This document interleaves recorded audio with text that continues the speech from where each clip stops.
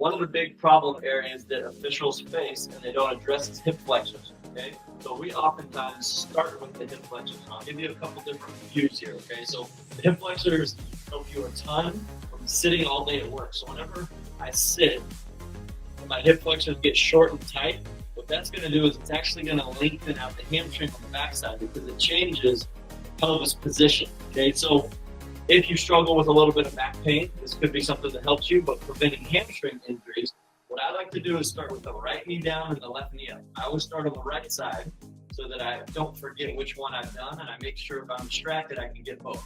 This is called a hip flexor pulse and tuck, okay? So if you can see from the side, I'm not just gonna push my hips forward, I'm actually trying to pelvic tilt and pull my butt up and under, and that's gonna lengthen out this hip flexor, okay? So we talk stationary versus static and dynamic, right? So I'm gonna either go for time or I'm gonna go for reps. So whichever you prefer, I'm gonna tuck my hips, pulse them up and under, and to get an even bigger stretch, add in some lat and some QL, I'm gonna reach across this top knee, okay? So once you figure it out, once you get into a motion, pulsing your hips, tucking them up and under, reaching, now you just get into a rhythm and it flows. I can knock out 5 reps, 10 reps, 10 or 15 seconds very quickly.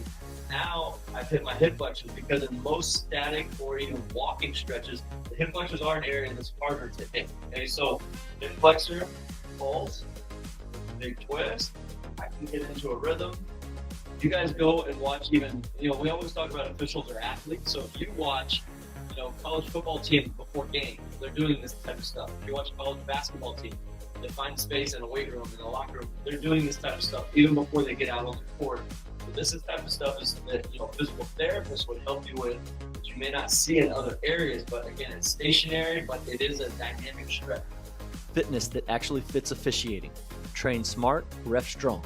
Join Runnin Ref today.